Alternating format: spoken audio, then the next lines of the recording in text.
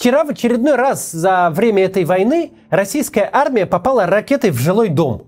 На этот раз в Днепре. Это абсолютно ужасное событие. Весь вечер был заполнен только кадрами из Днепра. Ужасы со стонущими людьми из-под завалов я тут не буду показывать.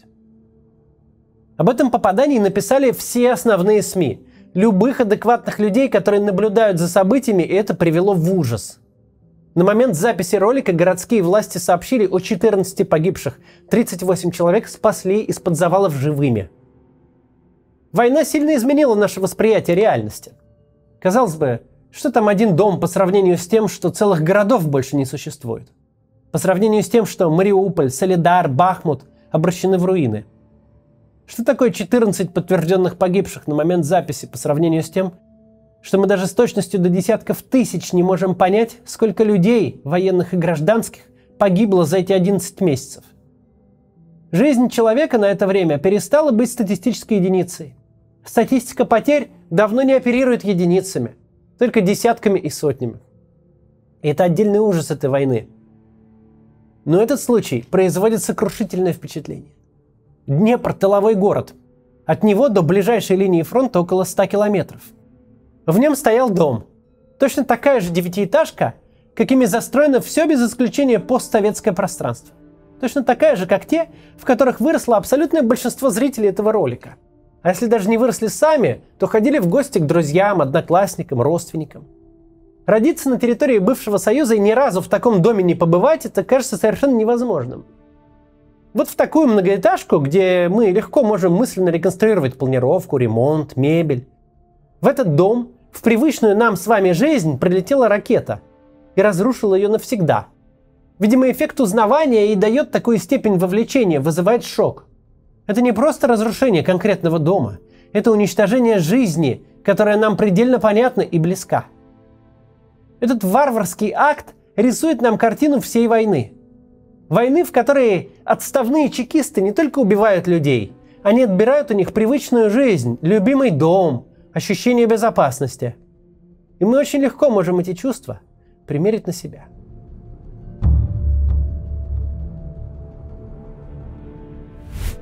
Казалось бы, вот сейчас, в самый разгар дискуссии о поставках Украине западных танков. Прямо сейчас союзники объявляют рекордные по объемам пакеты военной помощи.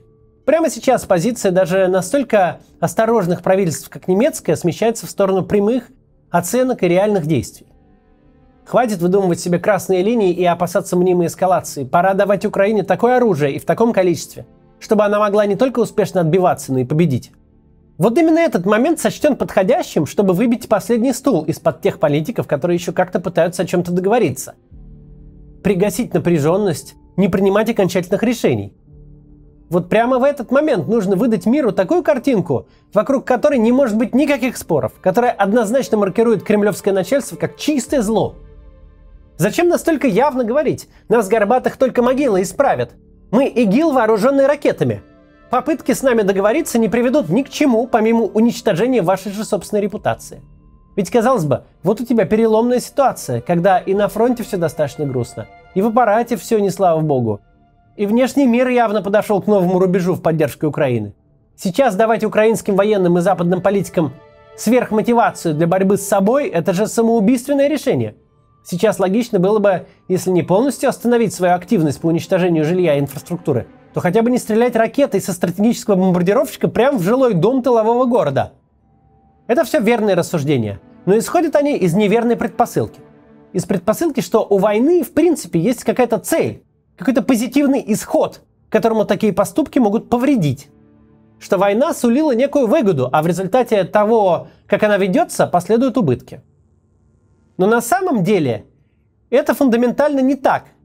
Дело в том, что с утра 24 февраля 2022 года при любом развитии событий, включая даже фантазийный сценарий с цветами, караваями и взятием Киева уже к вечеру, ничем, кроме большой беды, российское вторжение закончиться не могло.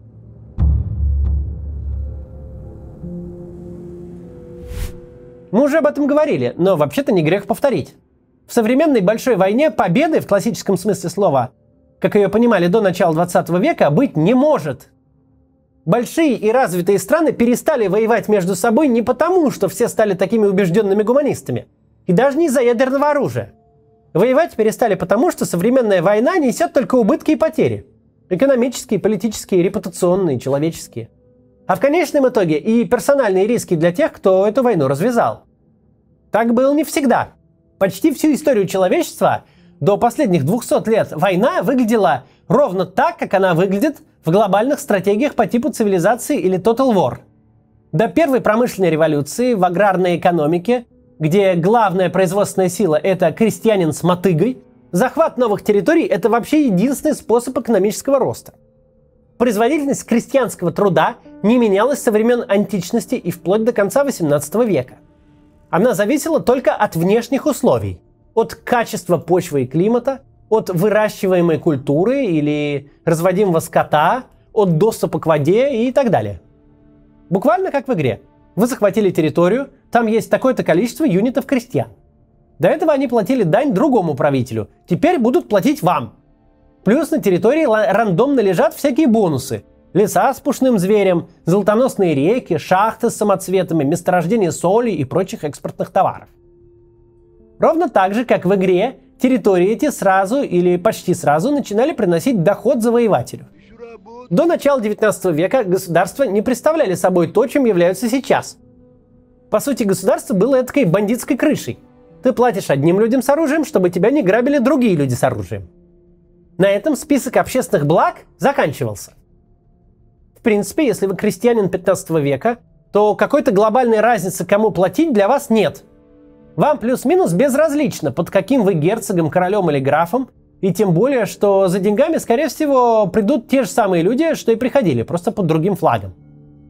Мощные централизованные государства, регулирующие жизнь граждан миллионом правил, вооруженные гигантскими бюрократическими аппаратами, чтобы эти правила обеспечивать, в полной мере вырастут только в 18 веке. До этого, как деревня ваша жила своими обычаями, так она и будет жить. Как говорил на наречии, принятом в этой местности, так и будет говорить. Власть вам ничего не должна. Ни учить, ни лечить, ни пенсии платить. Но и ей от вас нужно немного, чтобы вы сидели тихо, не бунтовали и вовремя платили подати. Кроме того, сама война – занятие сословное. Крестьянин пашет, гончар лепит горшки, а аристократ воюет. Дворянство – это не сословие танцоров на балах. Не потребители устриц с шампанским. Это сословие военных. Это люди, которые учились воевать, едва научившись ходить. До 19 века никакой массовой армии не могло быть даже в теории. Речь даже не про оружие, которое до прихода промышленной революции изготавливалось в единичных экземплярах. Стоило очень дорого и требовало многолетнего освоения. Речь про то, что большую армию вы банально не прокормите. До изобретения консервов любая армия, кроме ограниченных запасов сушеных продуктов, могла рассчитывать лишь на ту еду, которую отыщут на месте. Если сегодня солдат, ворующий курицу, это мародер, то 300 лет назад никак иначе и быть не могло. 100-тысячная армия грабежом селян себя не прокормит. По меркам средневековья сотни рыцарей – это уже армия. 1000 – это большая армия. Судьбоносные сражения в истории Европы по нынешним временам – это по 2 полка с каждой стороны. Даже если взять сравнительно новое время, ту же Полтавскую битву, например, Петра I, это 60 тысяч человек с обеих сторон, 5 дивизий. Для Иосифа Сталина сражение такого масштаба было бы лишь стычкой местного значения. Подводя итог, что такое война в традиционном обществе? Несколько тысяч профессиональных военных, которые ничего, кроме как шашкой махать, не умеют, другой жизни себе не представляют, собираются на удобной поляне, значит, они и от души друг друга метелят. А в результате для одной из сторон расширяется налоговая база. Чем больше вы захватили земель, тем больше на них крестьян. Тем больше денег у вас в казне, тем больше профессиональных военных вы можете содержать, и тем больше территорий, соответственно, вы можете захватывать в дальнейшем. Чем вы больше физически, тем вы богаче. Чем вы богаче, тем можете быть еще больше физически. Простая как репа схема возникновения империй. Все захваченные вами территории – это ваша ресурсная база. Вы не платите пенсии в Новосветском федеральном округе. Вы вывозите из него золото из Америки. Золото, табак, сахар. Создаете там плантации и завозите рабов. Вы зарабатываете, а не тратите.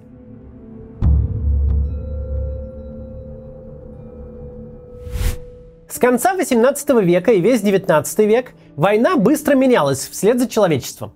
Это время, когда случилось нечто небывалое в истории человечества. с промышленной революцией стал расти ВВП на душу населения. Оказалось, что если крестьянин добредет до города, наймется на завод и освоит паровой молот, то экономической пользы он принесет больше, чем вся его родная деревня. Примечательно, что началась эта история именно с Великобритании, крупнейшей и сильнейшей колониальной империи. Империя еще не понимала, что своей промышленностью она себе же подписывает смертный приговор. Впервые в истории вложения в человека стали более выгодны, чем захват новых территорий. Ведь если у того крестьянина, который освоил паровой молот, родится ребенок, то мы отправим его в школу, научим грамоте и ремеслу. Но тогда на выходе мы получим квалифицированного рабочего. В следующем поколении внук того первого крестьянина уже сможет выучиться на инженера. В нем одном смысла будет больше, чем в целом индийском райцентре крестьян, которых нужно постоянно сторожить и удерживать от бунтов. Но промышленная революция не просто резко повысила цену человеческого капитала, человеческой жизни и людей, сделала вложение в образование и технический прогресс куда более выгодным, чем захват новых, неразвитых земель. Она навсегда изменила еще и сами войны. Массовое производство огнестрельного оружия, строительство железных дорог, появление консервов, удобных винтовок с унитарным патроном на замену пороховым ружьям, скорострельная дальнобойная артиллерия. 19 век с каждым следующим десятилетием позволял человечеству оперировать все более крупными армиями, а главное, очень сильно снижал порог подготовки, потребный для войны. Не нужно родиться воином и всю жизнь готовиться для того, чтобы стрелять из винтовки. Если человек способен удержать ее в руках, то он уже почти готов ехать на фронт. Армии становятся массовыми. Если в 18 веке воевали военные, то на фронты Первой мировой войны пошли студенты, булочники, сапожники, миллионы людей, которые совершенно не планировали и не готовились посвятить войне свою жизнь. Война, как компактное мероприятие для профессионалов по перевешиванию флагов, на которое все остальные смотрят плюс-минус безразлично, прекратила существование. Война стала тотальной, она вовлекала все общество, предельно кровавой. Ее жертвы теперь измерялись в процентах от населения. Она стала разрушительной, напрочь уничтожая весь экономический потенциал территории конфликта. Именно с тех пор война стала невероятно дорогой и очень проблемной политически. Ведь если воюет не профессиональное сословие, а все подряд, то приходится это как-то объяснять и оправдывать. Одним имперским величием тут не отболтаешься.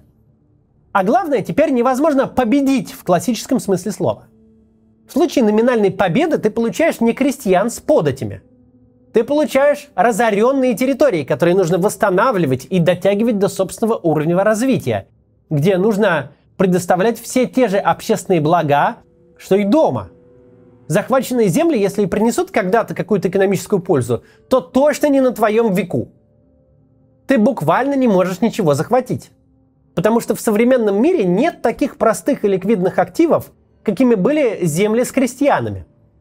Шел ты на промышленный город с большим заводом и массой дорогих квалифицированных кадров, а получил горящие развалины, где половину кадров убило, а половина сбежала. Получил стариков и детей, сидящих по подвалам, которых теперь нужно содержать до конца дней. Если тебе нужен, к примеру, металлургический комбинат, как Азовсталь, то тогда гораздо проще и дешевле построить его у себя, просто на ровном месте, а не тратить кучу денег на то, чтобы разбомбить его вместе с городом, в 10 раз больше денег на то, чтобы разобрать и вывести обломки, а еще в 100 раз больше денег на то, чтобы построить это все заново. Это, заметьте, я сейчас не говорю о косвенном ущербе, о санкциях и изоляции, о разрушенной репутации страны. Я говорю о другом. Главное свойство перехода от аграрной к индустриальной, а следом к постиндустриальной экономике в том, что исчезают физические ликвидные активы, пригодные для захвата. Конкистадоры из Америки вывозили золото. Компания Apple стоит как 35 тысяч тонн чистого золота. И что? Ну, допустим, победил ты Америку, высадился на берегах Калифорнии, захватил штаб-квартиру Apple. Что дальше делать-то? Все эти 35 тысяч тонн в головах специалистов, которые сбегут еще до того, как ты успеешь появиться на горизонте. А даже если не сбегут, не получится у них это золото отжать. Они в идеях, в опыте, в репутации, в квалификации, в абстракциях.